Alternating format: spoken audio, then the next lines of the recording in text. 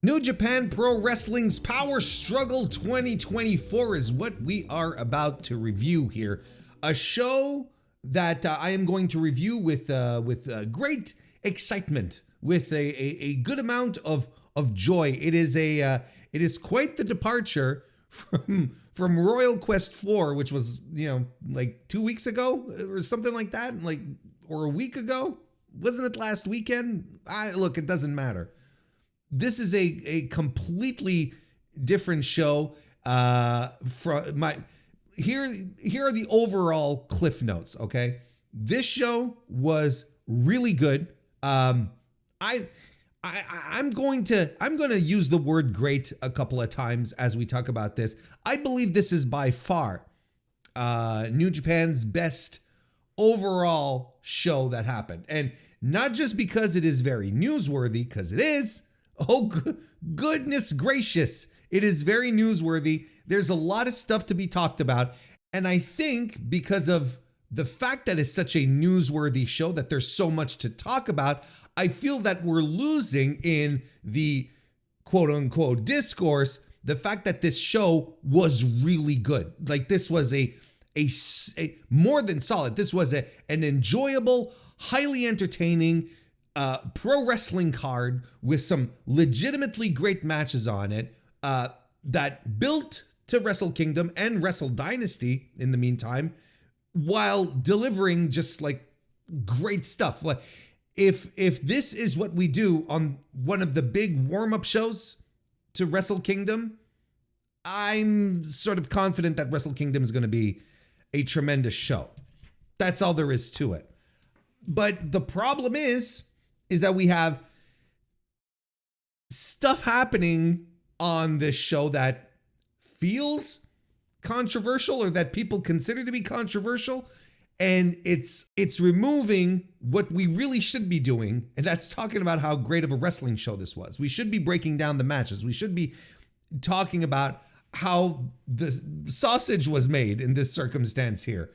But no, we're gonna sit around and we're going to hyper focus on some details, on some directions that are being undertaken, and we are going to blow them up to the point that it feels like some people are dooming, or some, whatever. And this great show that we had, we're gonna toss it aside. And I'm not gonna stand for that. Of course we're gonna talk about everything that happened. Like I said, it's not a show that is significant only because of the wrestling. There are multiple events that happened on this show that deserve to be spoken of, that deserve to be talked about, and that you probably even have an opinion on, and that's fine. I'm not saying that, but the main takeaway that we have to take away, great vocabulary, Warren. The main thing that we have to take away from this show is that it was a great wrestling show, not Shota Umino being in the main event of Wrestle Kingdom stinks, not Kenny Omega returning to a New Japan show and not an AEW show, not Ricochet doesn't feel like a big deal. Why is he challenging for the world title? Like, none of this stuff should distract you from this great show, if that makes sense. But I can't hammer this enough. I am going to talk about it. I'm going to talk about all these three things that we just mentioned as we get into the show. This show that happened on November 4th, 2024, from the Edion Arena, the old prefectural gym in Osaka, Japan. 3,773 people reportedly in attendance. This is, I believe, the third smallest gate that New Japan has done in the Edion Arena this year.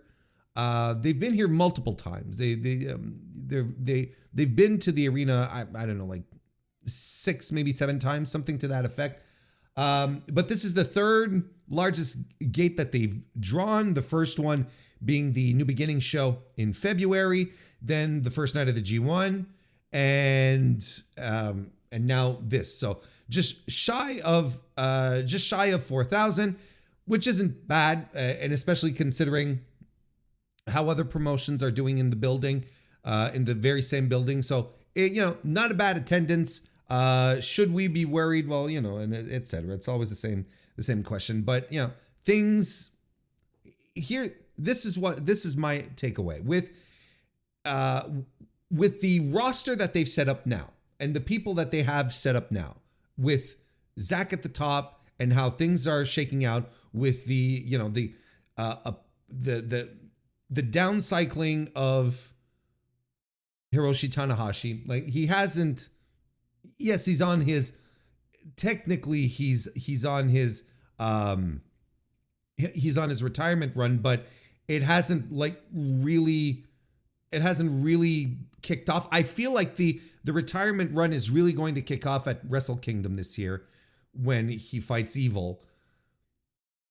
I think that's really going to be the kickoff, and probably from that point on, you might see Tanahashi being booked in these bigger singles matches, and he's likely going to. They're likely going to promote them more than this. So he was just in a tag match that served to advance the angle for Wrestle Kingdom. So again, this is not going to be Tanahashi's last show in Osaka in the old Edion Arena. That's not what's going to happen. It's still going to happen. So my point being is that and even Naito was on the mid card on this, with Zach at the top there, and the young guys being placed in these positions where they should be challenged into doing bigger, better things, and giving a big spot to the juniors and the Super Tag League finals, of course, which junior heavyweight wrestling is not necessarily a draw. So considering all of these things being put together, considering that they really are trying to put together a different capable roster, right, that will need some time to grow on people, I think this number is pretty good. I think this number is good considering everything.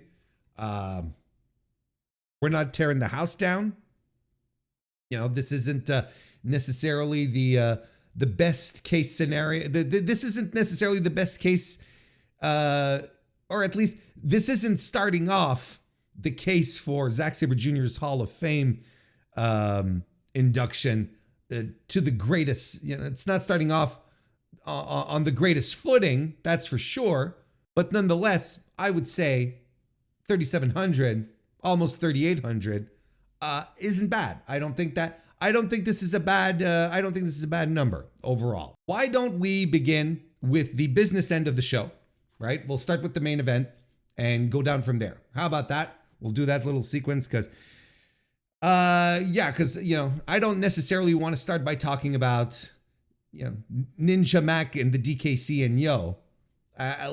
That's not going to get the blood pumping. I've got other stuff we've got more important fish to fry here on this show.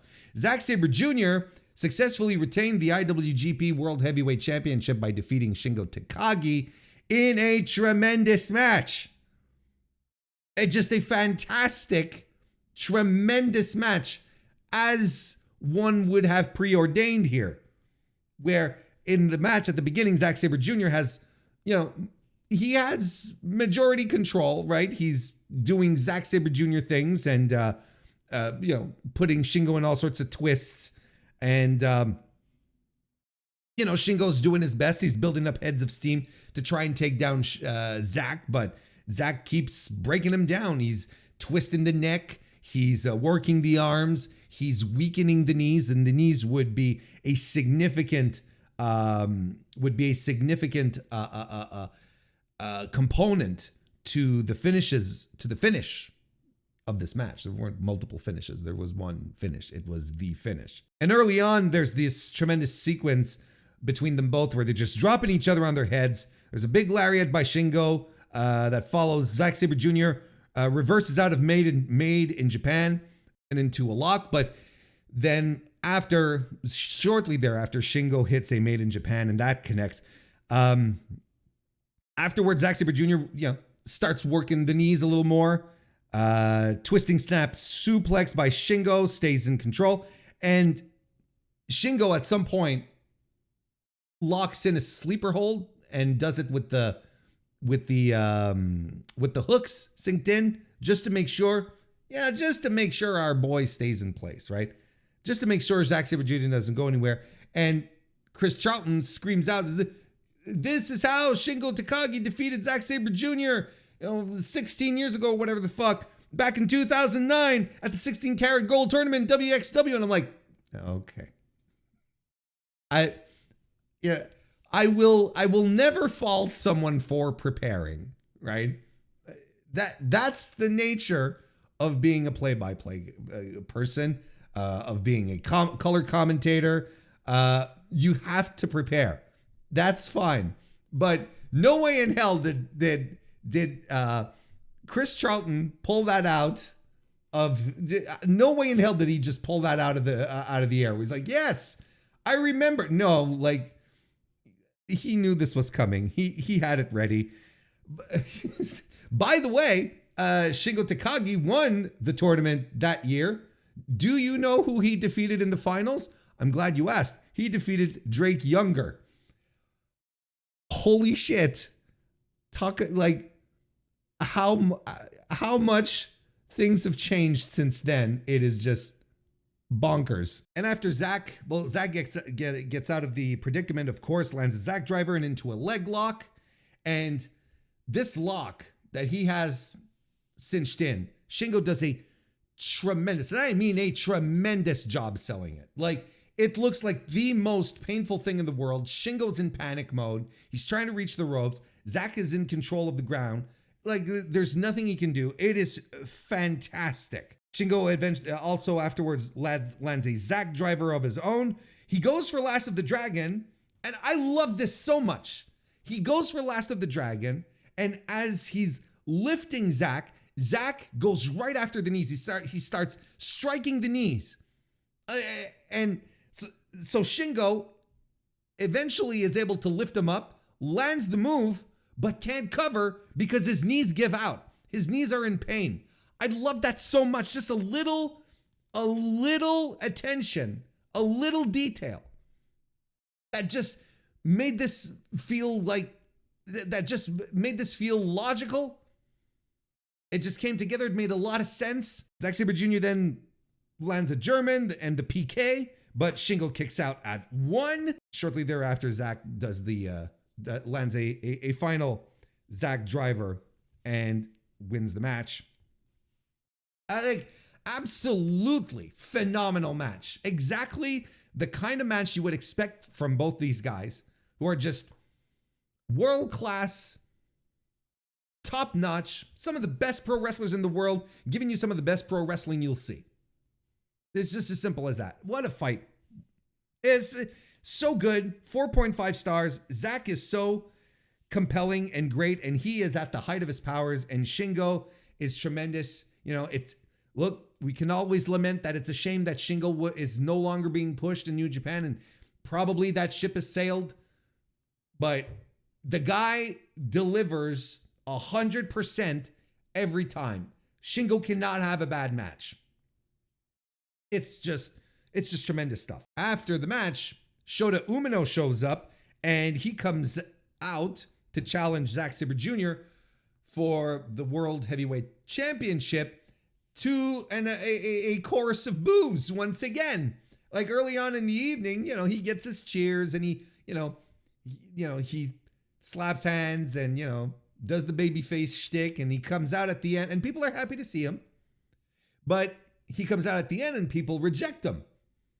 It's such a weird, it's so weird how the dichotomy of these two reactions. Now, if you ask me right now, like the clearest thing is that the Japanese audience is rejecting Shota as a top guy right now. They're rejecting Shota as a guy who can main event and who can hang with, at the top. They're clearly saying we don't like him enough to be there. We were not ready for him or whatever. He's being rejected is the point. So he comes out and he challenged Zach. Zach says, sure. And later on, I believe it is confirmed. No, it hasn't been made official, but we are all inferring and assuming at this point that Zack Sabre Jr. and Shota Umino at Wrestle Kingdom in the main event is going to be the thing. And that is much to the dismay of many people, many fans who, look, the Japanese fans are rejecting Shota right now. And there's a lot of North American fans that really don't like Shota as well. A lot of people anyway in my circles and in my hunts who have no time for the guy and don't think that he's up to snuff either. Feel like he's still wibbly wobbly on his identity, that he lacks the spark to really be a pro wrestler. So if we go down the path where Shota has been cosplaying other wrestlers a lot, cosplaying may be a little harsh word. How about taking heavy inspiration from other professional wrestlers?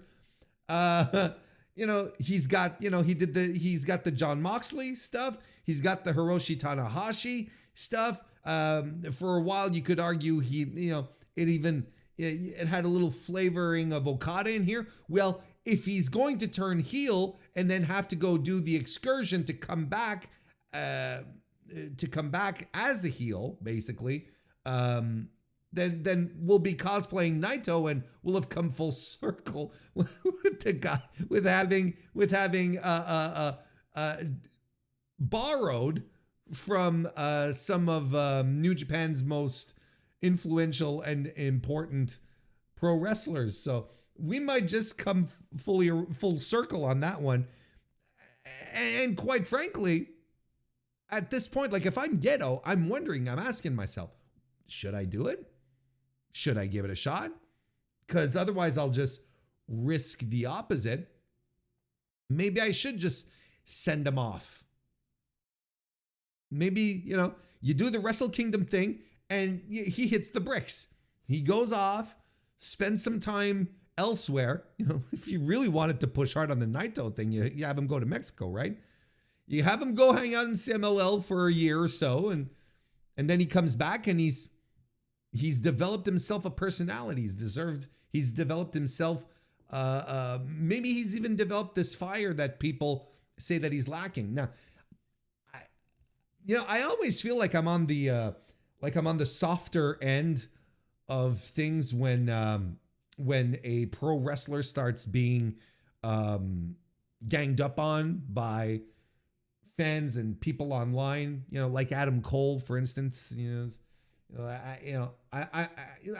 not. It's the same thing with Shota Umino. I'm not like sitting here screaming at the moon that he's great. He's had flashes of greatness.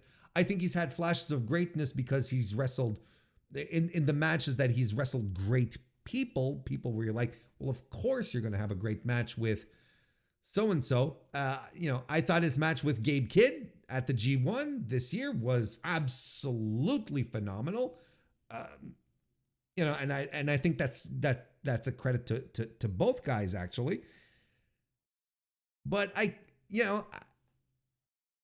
can see that he's still an unfinished product, and I feel like a lot of people are bearing down on him as if the expectation was him to be this fully fleshed out wrestler.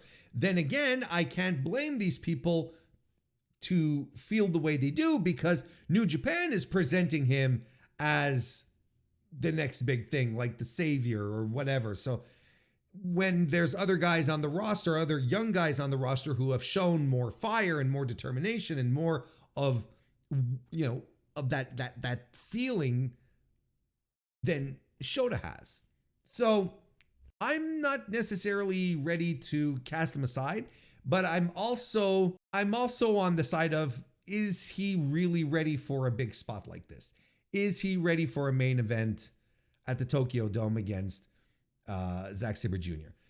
But then again, like, this is the question that I will gleefully ask any of you right now. And I have asked this before. Just when people just a couple of weeks ago, a month ago, were questioning whether or not Zack Sabre Jr. was a good pick to be world champion in main event the Tokyo Dome, the question I then asked to you, and I didn't get any satisfactory answers. I'm gonna ask it again, but this time in regards to Shota Umino. If not Shota Umino defending or challenging, who else? Who else are you going to put there? Now, stop right there. You're all saying Yota Tsuji right now. I know you are. And this is another guy I really like. Yota Tsuji is tremendous.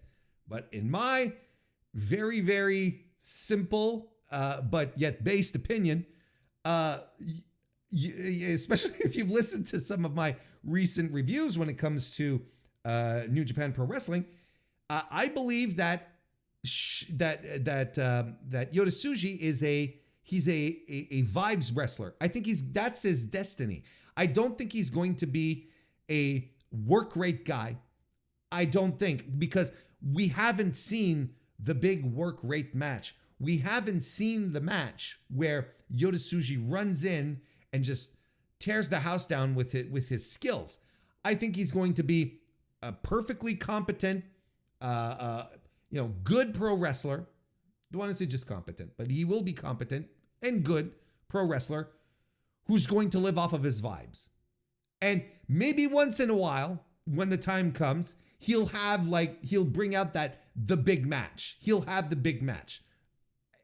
The comparison to Shinsuke Nakamura, I think, in that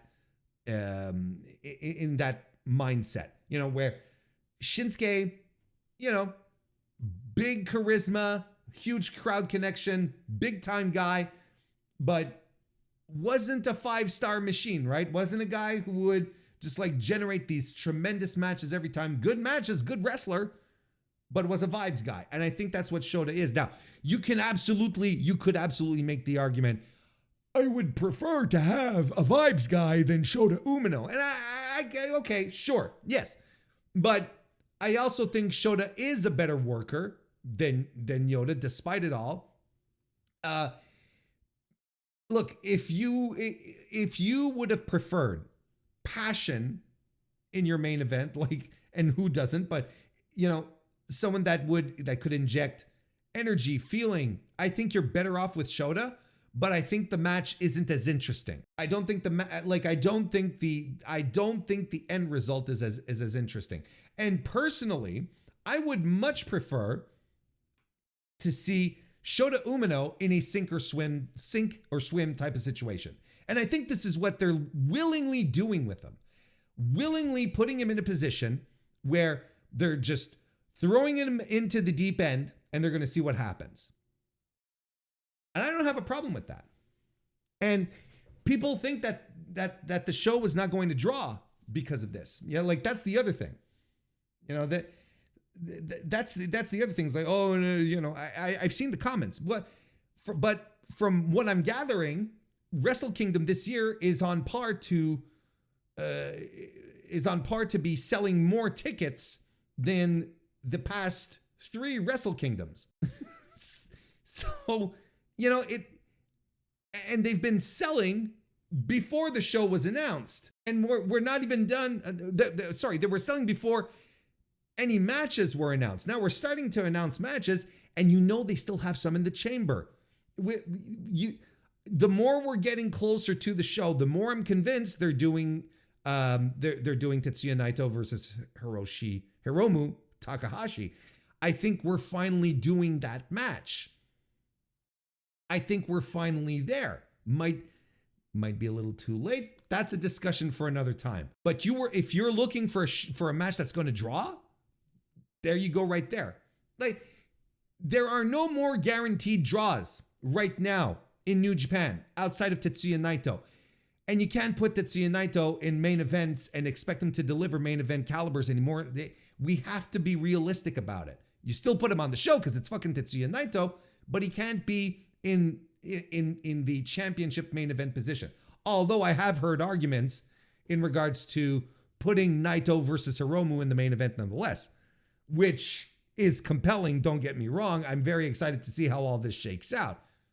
And I think it is overall a bigger, better drawing match than Zack Sabre Jr. versus Shota Umino. Regardless, like, I mean, the logic is sound in this circumstance. So to be clear, I'm not saying Zack Sabre Jr. versus Shota Umino is a drawing show. It's a drawing match for a main event. But I am asking the question, what do they have on this card, on this roster right now that you can confidently sit back, point at, and say, this is the match they should be putting on? Would it have been Zack Sabre Jr. as champion versus Shingo? Like, I'm kind of surprised they burnt that out on Power Struggle, because I felt that would have been a great main event for Wrestle Kingdom. But that just goes to show you where New Japan feels Shingo falls on the totem pole. He's not a tippy top guy anymore. That's just their perception. But they're going to go with one of the young guys. Going with one of the young guys, is that something that sounds familiar? Is that a talking point that sounds familiar? Because for the better part of 2 years at this point, just about, people have been saying, put the new guys on the top, give them a chance, put them in Wrestle Kingdom in exciting spots, put them in top spots. And now New Japan goes ahead and does it. And now people are backtracking. Now people are like, no, don't do that. Or at least not Shota. But that's what we wanted. This is what we'd been clamoring for.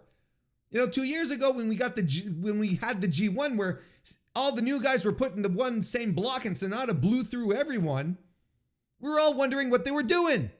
And then when they went and put Sonata in the main event of Wrestle Kingdom, everyone wondered what the hell they were doing. Now this year, they have a G1 where everyone's in the mix. The new guys look good. Zack wins, freshens things up. We're going for the main event. We're going into Wrestle Kingdom in the top spot with Zack. And we're getting some new guys being thrown into the mix. It's Shota. Shota just happens to be the guy he's been selected. But I really do feel it's a sink or swim situation. I don't think this is a mistake. I don't think this is Gato just going, just put anyone in there. It doesn't matter. I think he's trying it out. He wants to see how it's going to happen, how it's going to shake out. If we get a great match out of it, what more do you want? If it bombs, it bombs. If it bombs at box office, that'll be even worse. But it'll also reflect on Zack Sabre Jr. It's not just a question of one guy here. It's an odd choice, but I feel like folks are reacting like this is still 2017 New Japan and all the top guys are there and healthy and ready to go. Because if you step back, if not Shota, who?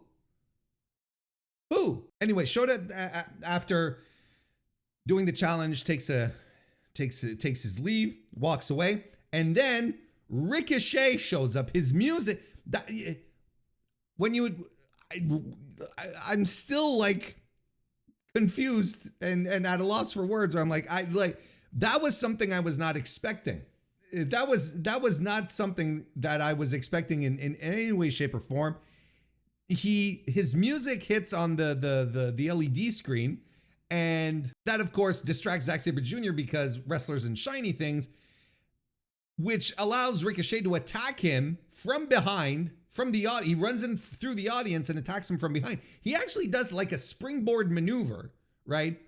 Off the top rope to attack Zack. And the man's he's in a full suit with dress shoes on. He's got dress shoes and he's pulling like flippy maneuvers, springboards. And I'm like, this is like props. That's impressive. I thought that was cool. So Ricochet cuts a promo, basically, saying I'm back and so on and so forth. And And he says he wants to win the IWGP World Heavyweight Championship. So he outright challenges Zack for the title at Wrestle Dynasty on the 5th, as opposed to the 4th, which is Wrestle Kingdom, which we are all assuming is the Shota Umino match at this point. But Ricochet's getting his shot at the belt on the 5th. And now we have some more discourse around this, where Zack Sabre Jr., what the hell is Ricochet doing? What has he done to deserve, to deserve a shot on this big show? He doesn't feel big enough to be main eventing in the Dome. What are we doing here? All this stuff. And again, look, in this circumstance, the argument of Ricochet versus being the guy to go after Zack Sabre Jr. not feeling big enough, I can understand. I actually kind of get it. You could have bigger, more important guys from the AEW roster challenge Zack Sabre Jr. Like more established, bigger AEW stars. Mox, for instance, Hangman, Swerve, Will. Although I think, we'll see how things shake out, but I feel they want to keep Will away for a little bit. Okada. I think these are the matches that people were half expecting, that they were kind of expecting, hoping maybe for Okada to come back and do a thing, but maybe they're also holding back on him for a little while. I don't know what to tell you here. I really don't know what to tell you. But I do think that there is when it comes to top guys in AEW, and this is not a knock on Ricochet as a talent, as a performer, because I still think he's great. There are higher ceiling guys on that roster than Ricochet right now that could have made for a more captivating challenger, one that would seize the imagination a lot quicker, than Ricochet. And again, I'm not trying to poo-poo on Ricochet. I'm just that's the vibe that you kind of get. And honestly, I kind of understand people who are a little disappointed at it. But the match is going to be cool. Here's the thing. Zack Sabre Jr. and Ricochet in a match is going to be cool. So at this point, why am I so worried about drawing power for the Wrestle Dynasty match? I mean,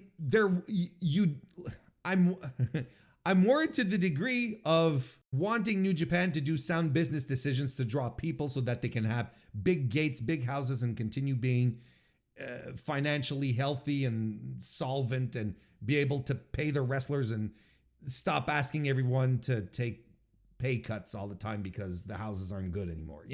So yes, you do want these good decisions to happen. But I can't knock this match. I can't look at this and I can't look at this and cross my arms and and pout, say, no, I don't want this. No, this is gonna be a cool match. This is absolutely going to be a cool match. Is it is it the number one most compelling AEW versus New Japan match that they could do? No, not really. But maybe there's other things happening coming down the pipe that just might get the blood flowing a little more. I'll tell you one thing. Doki versus Sammy Guevara ain't going to be one of them. Anyway, Ricochet does the challenge and then sets up to attack Zack Sabre Jr. some more, which then brings in Shota Umino, who comes in to sort of stick up for his future challenge, right? He's doing the honorable thing. Comes in to chase off Ricochet. Meanwhile, Zack Sabre Jr. regains his senses and sort of attacks Shota, shoves him out of the ring, saying, "I didn't need you. What the hell are you doing here?" And Zack Sabre Jr. starts mouthing off at Ricochet, who was on the ramp, which allows Shota to attack Zack from behind, Death Rider him to booze. So again, like, I feel we're leaning into the heel stuff now. I feel like this is an absolute heel move to do. So is this going to work out? It just might. Like, I if anything, they have to sort of establish Shota to be the bad guy here. But then again, if they do, then if they are establishing Shota as a heel, the next time he comes out, he can't come out from inside the crowd. He can't be kissing babies and giving bracelets out, and he can't do that. And then walking backstage with, little styrofoam belts crafted by little kids. He can't do that anymore. He has to be the bad guy. He has to be a heel. He has to come out. He's got to do like Mox. He can't come out to Wild Thing anymore. He's got to do something else. That's the situation right now. And I thought the finishing segment was very compelling, was very good. To cap off a great match. I thought it finished off the show really well. I thought that was good. I thought that was a good match. I thought it was a good angle to end. You got your two big matches set up. You're establishing. Here's something that we're not talking about in this discourse: how Zack Sabre Jr. is ready, willing, and able to take all comers on. Right? They're establishing him as a man who has a target on his back, but he's ready to face all challengers. He's ready he's going to wrestle back-to-back nights in high-profile matches. But please, let's focus on whether or not Shota Umino is the guy or not. Over and over and over again. There are other forces at work that are being lost in this discourse here. And I've been 30 minutes just on this one match. We got 10 matches on this card. I mean, some we're gonna blow through fairly quickly, but there's some that we won't. Such as this one here, Zack Sabre Jr. Excuse me, we did that one. David Finlay retained the IWGP Global Heavyweight title by defeating Taichi. I thought this match was really good. I thought it was a tremendous match. But again, you've got Taichi in here, who has become a seal of quality in this company. When it's time to get the big match out here, he always does. And he brought good stuff out of Dave Finlay, and Dave Finlay looked tremendous. This was a big, hard-hitting, physical match, exactly what you expected. And I had a blast watching this, just laying into each other, dropping bombs on each other. And it really starts rocking and rolling when Taichi starts stringing offense together. That ends with a dangerous backdrop. Dangerous backdrop. Dave Finlay lands an into oblivion and does, those great power bombs, those great jackknife power bombs. And he just lifts Taichi and just hurls him across the ring as he's doing. It's just fantastic stuff. He does a Black Mephisto. Taichi, of course, kicks out. Taichi starts landing lots and lots of power moves. And he lands a Black Mephisto eventually himself. But Taichi can't get to the pin because he's hurt. He's banged up. In the meantime, Sonata has come to ringside. And I'm like, oh no. Because Taichi came out and he was with Taka Michinoku, right? And of course, Dave Finlay was with Bloody Hands Gedo. And during the match, Sonata comes out. And immediately, your wrestling brain has to start firing. Go boom, boom, boom. Oh, wait a second. Alert. Something's going to happen. A big turn. Now, I had heard, someone had told me, or had implied, I don't want to say that they told me, but had implied that someone on Power Struggle was going to be joining Bullet Club. And when I saw Sonata come out, and I saw Sonata come out in his tracksuit, and the tracksuit zipped all the way up his neck, all the way, right here. over his Adam's apple, like, it was probably pushing down on it. It was so zipped up tight. I was like, wait a minute. Hang on a second. And even if you weren't armed with that information, you sort of look at it and you're like, wait, no, something bad's going to happen here. They're doing something with Sanada and it's not going to be good. Like, otherwise he would have come out from the start, right? Why does he choose to come out now? So Taichi covers, that's it. Taichi does the Black Mephisto, right? Isn't that how it went? He does the Black Mephisto. He covers, but Sanada yoinks the referee out of the ring and the crowd goes nuts. And this was really well done because Taichi did not see who yanked the referee out of the ring. So he immediately thinks it's Gedo. But Gedo's on the other side of the ring and you can see Taichi's like, I don't understand.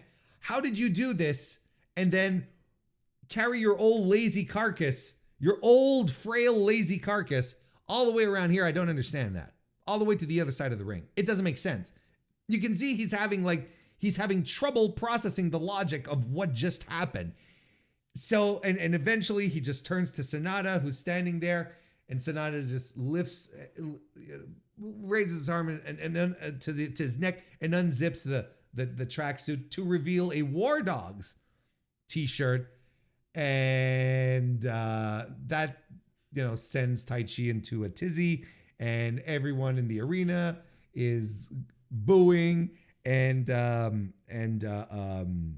shillelagh shot to the back of Taichi's neck follows, and then Dave Finlay lifts him up for the into oblivion, the overkill for the win. So he retains on that note. Yeah, I thought this was tremendous. Look, here's the good thing. Here's the good thing. Sanada, no irony, over the past year has felt completely directionless and has fallen from grace. Like, even commentary's was putting it over, right? And he had a match earlier in the evening against Umino, where commentary's putting over the fact that he's much more aggressive, he seems angrier, so on and so forth. They're sowing the seeds here. But they were, at the very least, we're watching this before we're watching the match before getting to the Bullet Club angle. And you're like, well, it's good that they're trying something else with Sanada, because he does need a refresher. Like, this Just Five Guys stuff was kind of fun at first, but boy, oh boy, has it become directionless and dry and boring. Kind of like Sanada. So, you could, honestly, you couldn't have found a more appropriate name for that group than Just Five Guys, because that's always how they felt like. Just Five Guys. Nothing really special. No cohesion. Just Five Guys. That was legitimately the best way to call them. It was truly the best name. Just Five Guys. See, but so you get to Sanada here, and they decide to do the turn. I think, like many observed, I think it is the best thing for Sanada, who has been directionless, who's basically been all but forgotten, or not forgotten, but tossed aside as a former IWGP World Heavyweight Championship. He's been losing right and left to all sorts of J Brones everywhere. When I mean J Brones, I mean all sorts of a variety of folks. He lost. He lost against Shota Umino at Power Struggle. He lost against Zack Sabre Jr. at Royal Quest 4. Had a fine G1, but lost to Zack, lost to Great O'Khan, lost to Tetsuya Naito, lost to Jake Lee. Let's not forget that. He was the original Jake Lee squash, right? So it's, he lost to David Finlay earlier this year. This is, that's been his trajectory this year. He's perceived to be a loser. He's a guy who fell from grace, from being the top guy in the company to just another guy, just 5 guys, but just another guy, right? And I can't but believe that this is legitimately the best thing for him. But here's something else that I observe. This is a guy now who in this group, he's going to be playing second fiddle to David Finlay. Like he's not the leader. He's not the top guy in this group. He's going to be one of the guys. He's playing second fiddle to Dave Finlay. One could even argue that he's third string behind Gabe Kidd in this group. And who knows what kind of, how far he's going to tumble in the hierarchy of this group once Jake Lee is healthy and comes back. Because they had plans for Jake Lee. Regardless of what you think and feel about Jake Lee, they had plans for this guy before he got hurt. And I don't think they're just going to throw them away and never think about them again. You just wait till he comes back. So could this be the impetus for a push? Yeah, but I think by this thing here, by being inserted into the War Dogs with Dave Finlay as the leader, I think the days, at least on a short-term, medium-term basis, I think the days of Sanada being a top guy are done. I think it's finished because Dave Finlay is a guy that is pushed and protected in this company. He doesn't lose willy-nilly, and when he does lose, it's usually a sign that he's losing up. Be very afraid, those of you who really, really dislike Dave Finlay, the day that he drops the global title, because he ain't falling back to wrestling for the KOPW championship. That ain't what's happening, pal. He's going after the top prize after that. This is just placeholder stuff for Finlay. So to summarize, Sanada joining the Bullet Club, good. Good for his career, good for his trajectory. He needed a shot in the arm. However, he is a second stringer. He's a third stringer in the group. And maybe this is where he feels comfortable in. There was speculation while he was champion that maybe he didn't like being the top guy of the company. And I can appreciate that because it's not everyone who's, not everyone is made for that type of situation. Maybe he hated it. Maybe he doesn't want anything to do with it anymore. Or maybe management was like, we're done with this guy. Like never put him up top there again. But we're still going to squeeze some juice out of him. And that's good. I think he still has stuff to offer. It'll be very interesting to see how the War Dogs influence his persona, his character, his personality moving forward, right? Because they are the aggressive group and Sanada's more of a, Sanada's Sanada. Where does this leave just 5 guys? I don't know. And frankly, I don't care. If we keep moving down the card here, Doki retained the Junior Heavyweight Championship. Oh, by the way, I gave Finlay versus Taichi 4.25 stars. And I gave 4.5 to Zach versus Shingo. I don't know if I mentioned that. But Doki versus Master Wato. Doki retained the IWGP Junior Heavyweight Championship by choking Master Wato the fuck out. This is very good. I thought this was a tremendous junior match.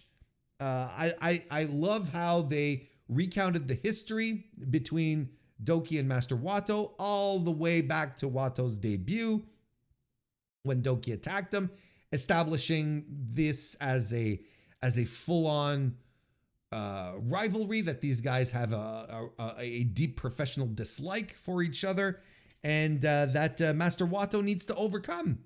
And he couldn't do the job again. And this was solid stuff. The fantastic senton bomb by Doki off the top to the floor, and it looked tremendous, and it must have hurt as hell.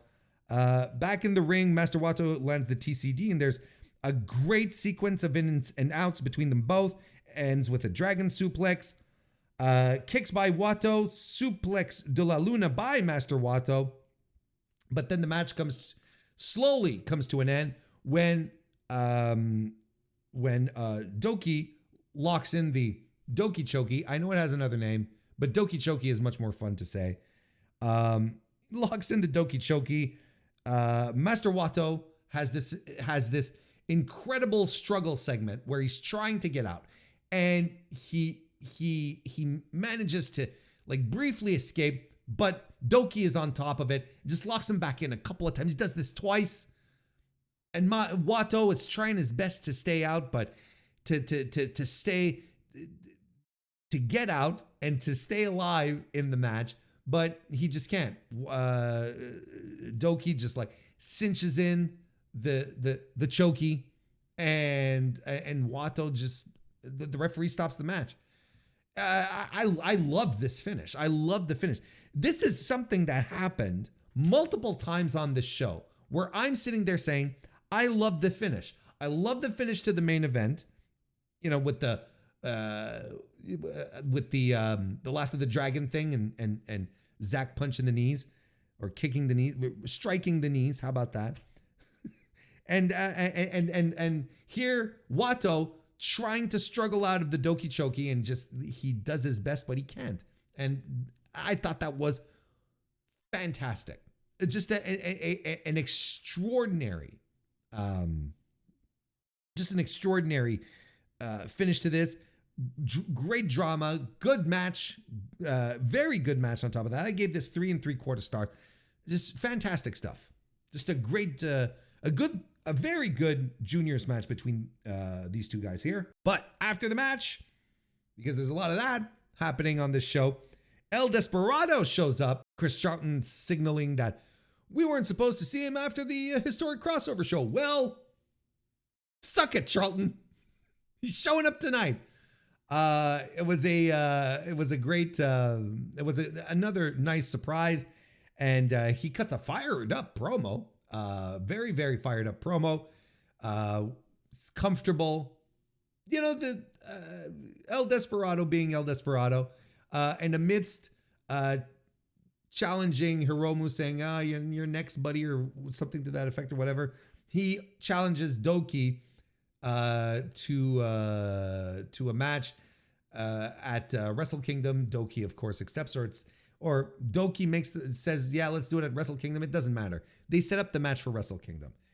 What I really liked about this segment, what made me, what really made me laugh, a good hearty ha when it happened. When you have one of those, right? When you see something you really enjoy and you're not necessarily sitting around laughing, slapping your knees, but it brings you great joy and satisfaction, and you just go, ha! You're one of those. Ha! That's what when the Desperado ends his promo and drops the mic, but Doki's like, no, give me the microphone, and he picks up the mic, and the music is playing, Desperado's music is playing, and commentary's playing, is talking him off, it's like, oh, we got to match it up, and oh, wait, Doki's not done, and he's tapping on the mic, and they cut the music, and he says, no, I am the champion, I just want a defense, we are not ending this segment, I'm getting the last word, because we are not ending this segment on this guy's music, we're ending the segment on my music, kind of thing, play my music. I thought that was tremendous. I thought that was a fantastic touch to end the match. It popped me. I liked it. Ha! That's what it was. 3 3/4 stars. I said it already. That's fine. Finals of the Super Junior Tag League 2024 saw the Ichiban Sweet Boys, Koze Fujita and Robbie Eagles, defeating Catch 22 in a tremendous match. And I cannot put this match over enough. This is absolutely, there's a couple of them, but man, I love Catch 22. That's all there is to it. Every time these guys are are put in big time spots like this, they over deliver. They just create these situations and that are fantastic. They have such great chemistry and such great tag team affinity with each other.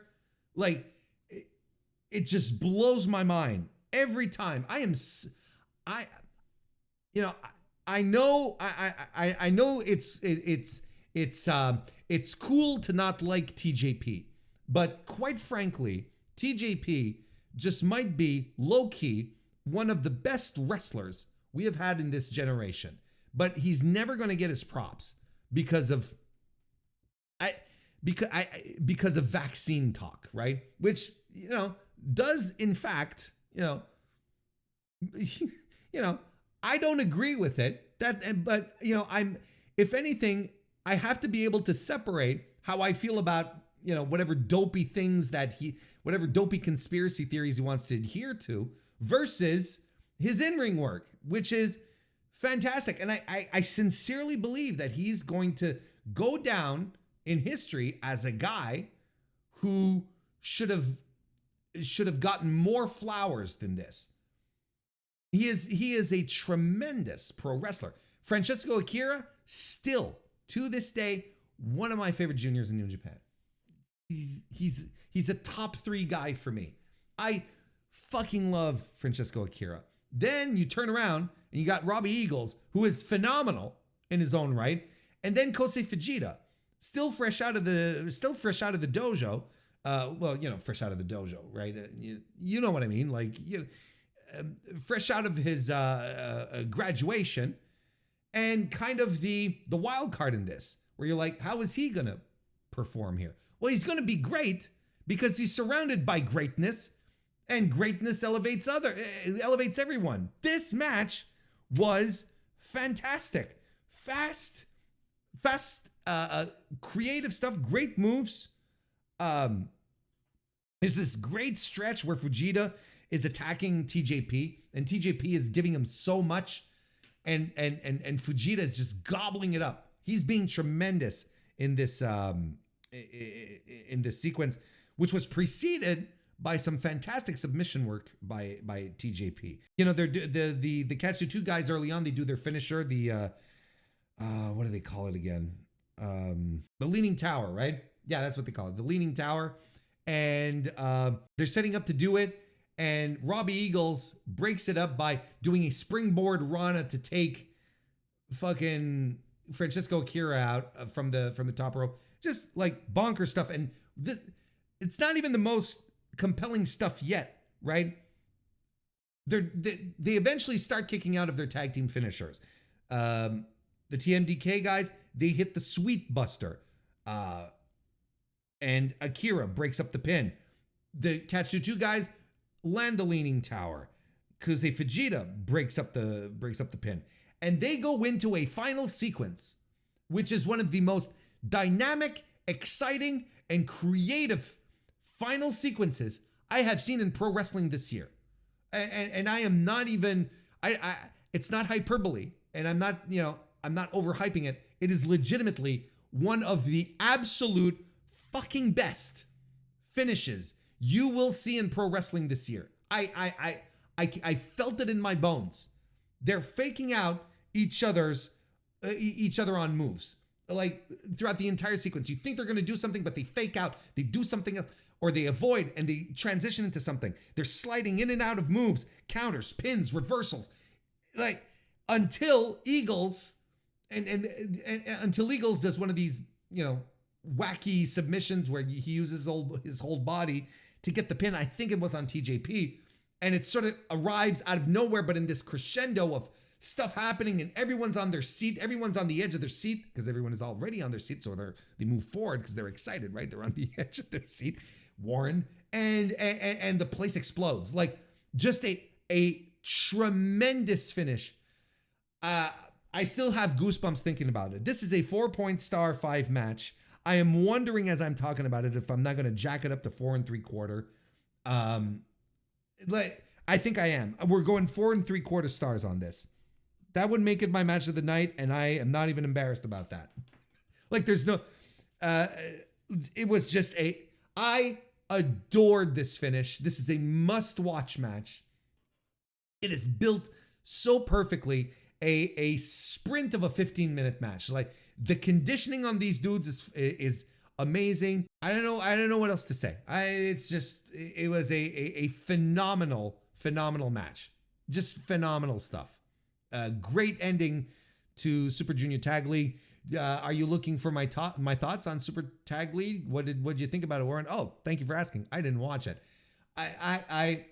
The tag leagues in New Japan, I don't get invested in them. I wait till people start telling me, oh, this match was great, so on, and then I seek out those specifically. And it's the same thing with World Tag League.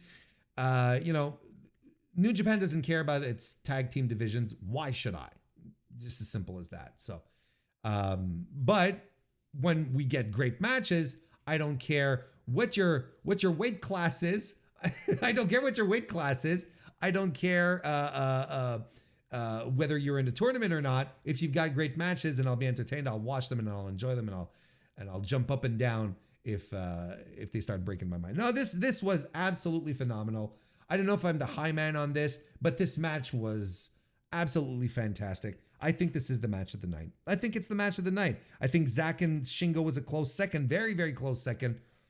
But this, do yourself a favor. You like pro wrestling? Do you like pro wrestling? You enjoy watching some good old-fashioned pro wrestling that won't overstay its welcome, that'll entertain you, that you'll get some high spots, you'll get some great psychology and just and a fucking fantastic finish. If you like all of that, this is the match for you.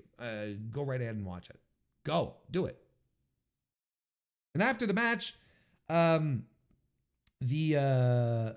TMDK guys, Ichiban Sweet Boys, they call out the champions, the Intergalactic Jet Setters, Kushida and Kevin Knight, and they challenge them to for the fight, and at Wrestle Kingdom, which then the Jet Setters accept, but then they also like, wait a minute, Catch 22, get your asses out here, and Catch 22 comes out, and they say, these guys are all good and all, these finals winners, but you guys beat us in the tournament, so why don't the three of us make it a date for Wrestle Kingdom? And then the War Dogs attack, the War Dogs being Clark Connors and Joel Maloney, and they take everyone out, and they're like, well, we're here too, whatever. They cut a promo.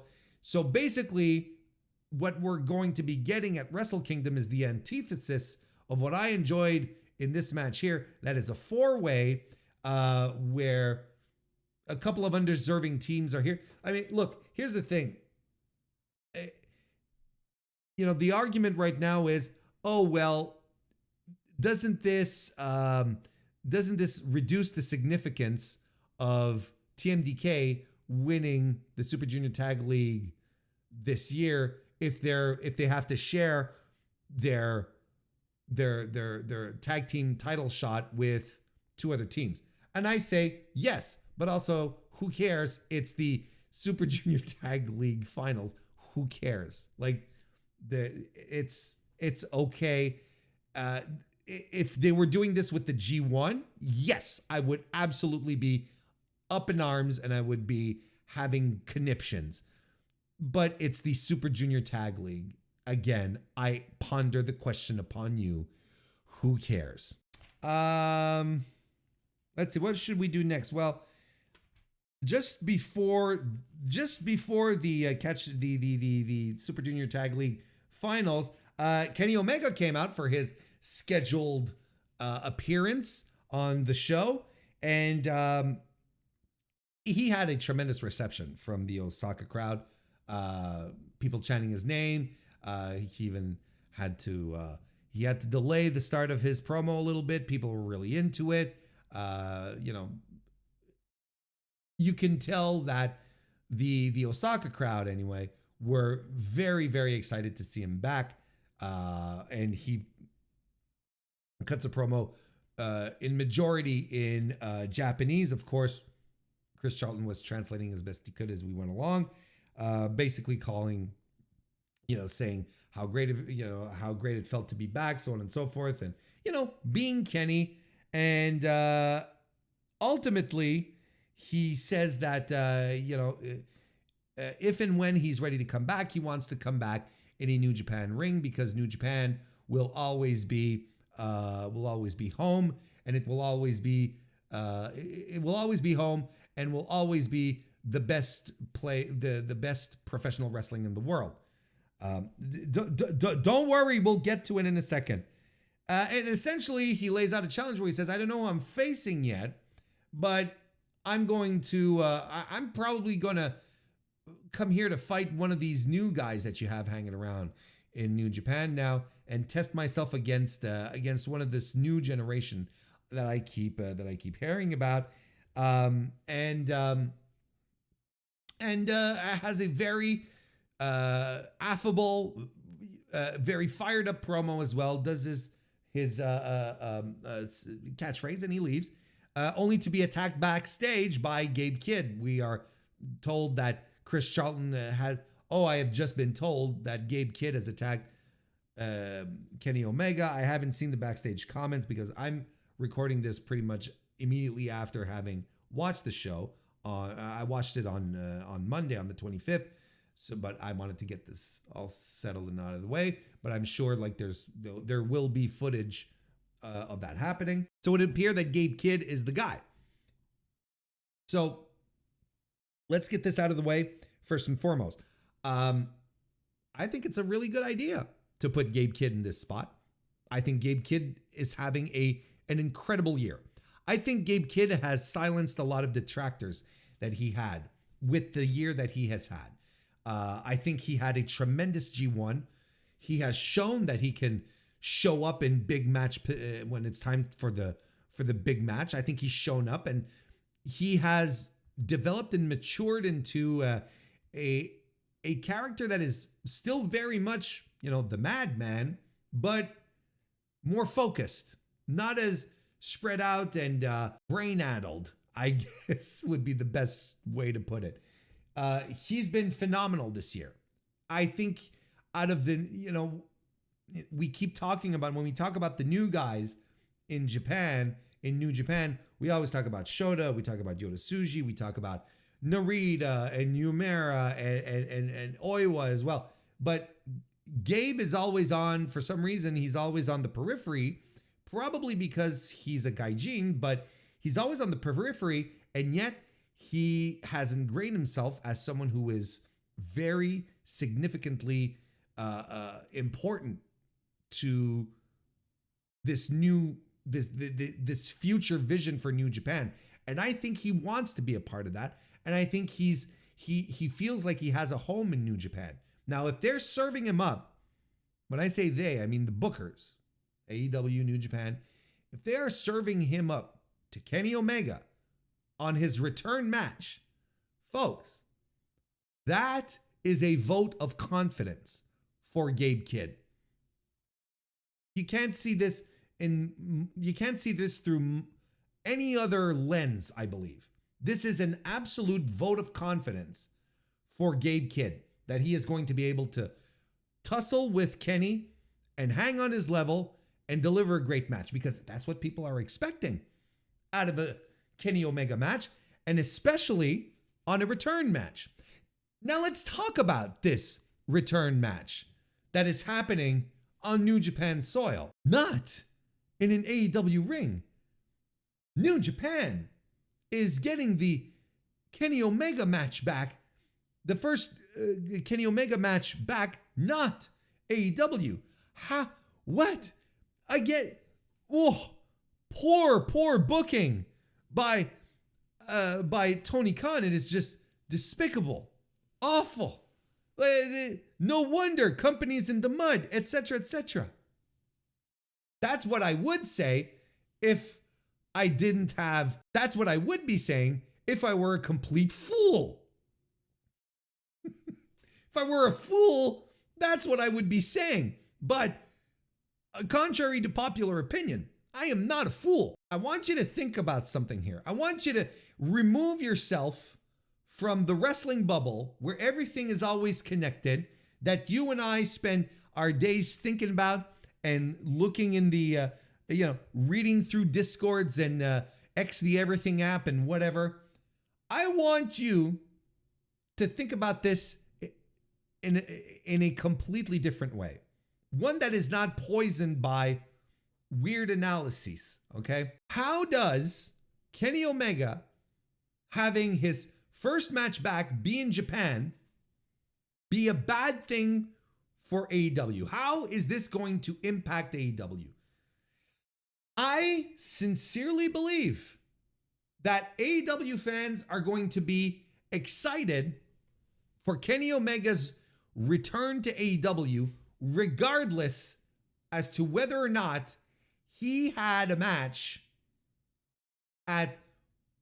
on pay-per-view in Japan or not. That's what I think. And you know deep down in your heart that it is not going to change a thing.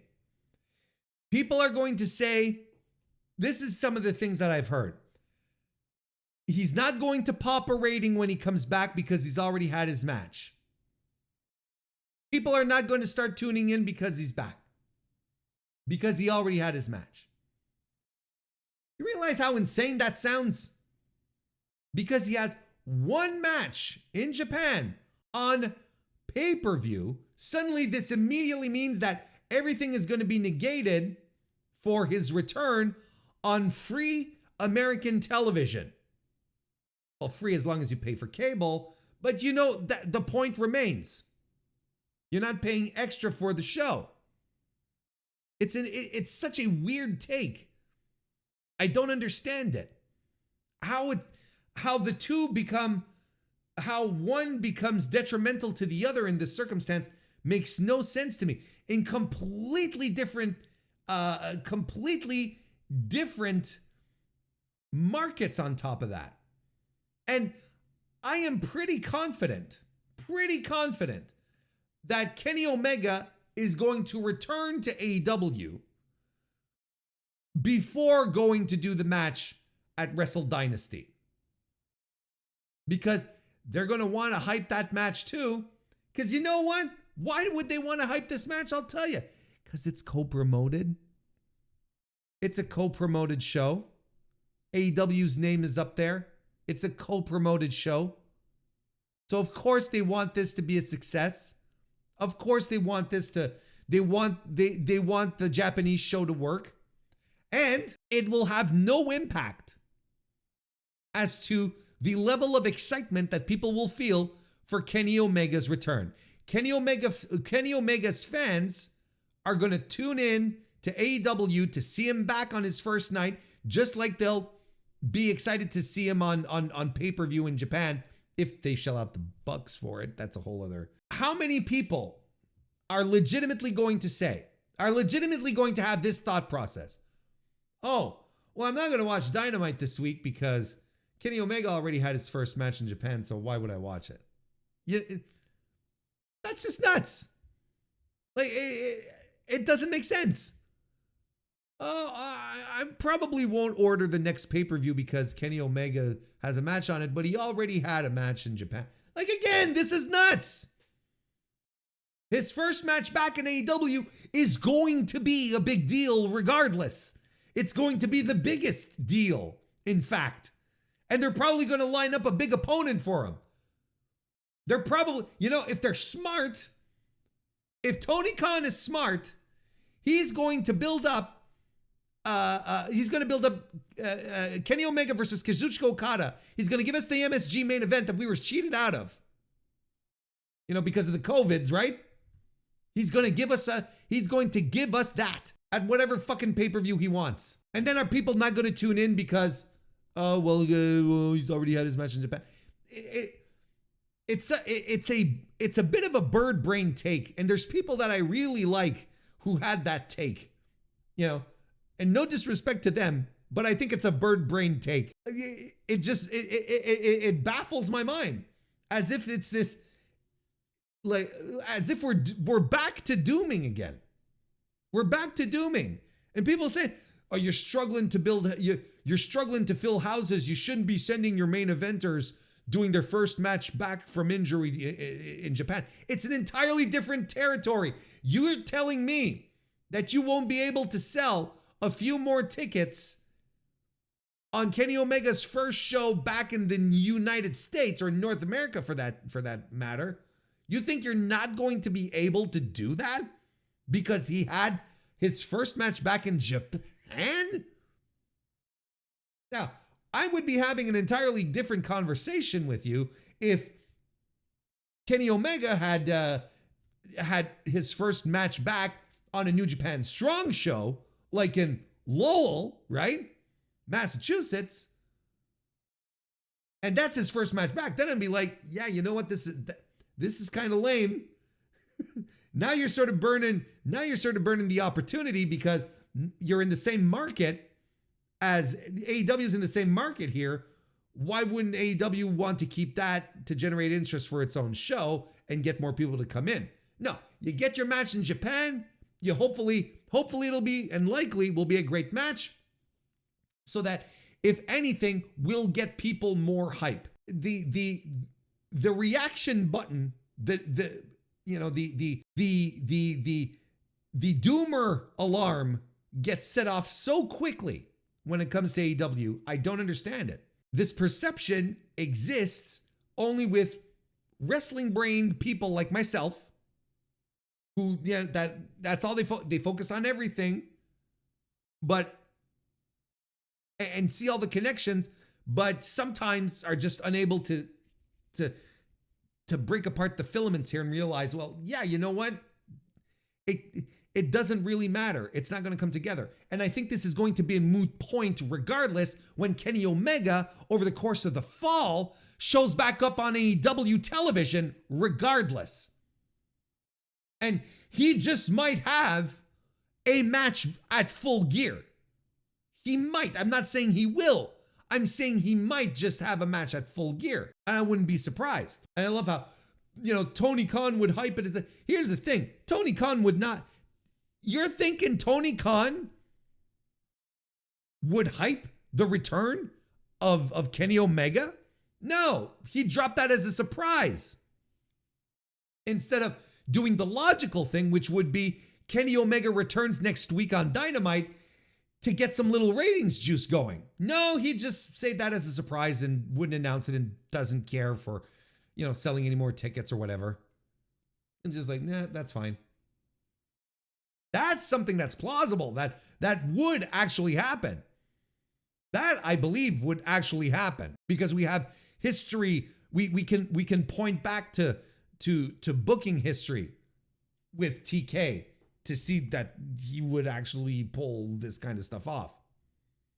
But again, like everything that I'm getting excited about, that I'm getting riled up with, I should say, it's all going to be a moot point. I can feel it in my bones that Kenny Omega is going to return on AEW television in a couple of weeks, and everyone is going to feel really stupid. Everyone's going to feel really, really stupid. And if he's not going to return, even if he doesn't, it's not going to change a goddamn thing for how people in North America are going to react to his return.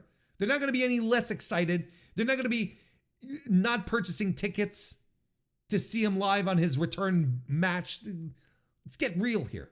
Let's get real. Let's blow through the rest of the card really quickly, starting from the top maybe. Ninja Mac, the DKC, and Yo defeated Capitan Suicida, Tiger Mask, and Shomaketo in the kickoff match.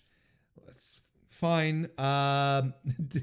We had a 10-man tag team match where Clark Connors, Drilla Maloney, Gabe Kidd, Robbie X, and Taiji Ishimori defeated the Intergalactic Jet Setters, the Velocities, and Katsuya Murashima, who I would assume is about to go on. He's gotta be soon going on excursion, right? He has to be on his way out soon. I would assume he's got to be, at least he's next, right? He's got to be next. I thought this was very good. Well, very good. Pump the brakes. I thought this was good. Like a real good 10-man match. I give it 3.25 stars. I was thoroughly entertained with the official opener of the pay-per-view, but I don't have any more notes than that. The LIJ team of Tetsuya Naito, Yota Tsuji, Hiromu Takahashi, and Bushi defeated Dragon Dia and Rizuke Taguchi, accompanied by Tomoaki Hanma and Toru Yano. It's exactly what you figure this match would be. It's fine. Look, we don't have to speak on it any longer. Evil and Ren Narita defeated Hiroshi Tanahashi and Bolton Oleg. Yeah, again, this is another match that you know exactly how this went down. Lots of House of Torture shenanigans, and all basically leading to Evil. This all leading to Evil getting the upper hand at the end and beating down Tanahashi and teasing cutting his hair. Now, are we going to get ourselves a good old-fashioned hair versus hair match at Wrestle Kingdom? Is Evil going to be going bald? Is he going to go full Kyle Fletcher on us? That's very interesting. And also, that what happened after this match, Ren Narita lays out Oleg, and Oiwa shows up, and so does Jeff Cobb. And all three of these guys sort of get into each other's faces, and we are clearly setting up a three-way for the TV title for Wrestle Kingdom. And again, more multi-man matches, and I am not into it, especially when it comes to titles. Y'all already know this, how I feel. So, yeah. And then we had Shota Umino defeating Sanada. A fun little match. I enjoyed this. I enjoyed it. I give it 3.25 stars. I enjoyed it. I thought it was. I thought they worked really well and told the story of Sanada just being angry and pissed and just setting everything up for later. Well done, lads. I was impressed. Shota wins with the Death Rider. There you go. That was the Power Struggle show. As per usual on most of these New Japan cards, you can skip the undercard, right? It's just you can just move on and forget about it. But I thought the business end of this show. Wait, I'm forgetting something. No, I'm waiting. Hey, hang on. The tag team title match. Hey, I was forgetting something. I was forgetting this. The United Empire duo of Great Okan and Hinare defeated TMDK to become the new IWGP World Tag Team Champions. So going into World Tag League, they're going to be champs. I give this match 3 stars. I don't have many thoughts on it. I think it was perfectly serviceable, a good match, and, one that you will never think of again. But I guess it's exciting because things are set up for I guess things are exciting for World Tag League. I don't know. It doesn't get me excited for World Tag League. Then we get the Kenny Omega spot and the rest of the show. So, honestly, from Kenny Omega on, it's just a series of really good to great matches.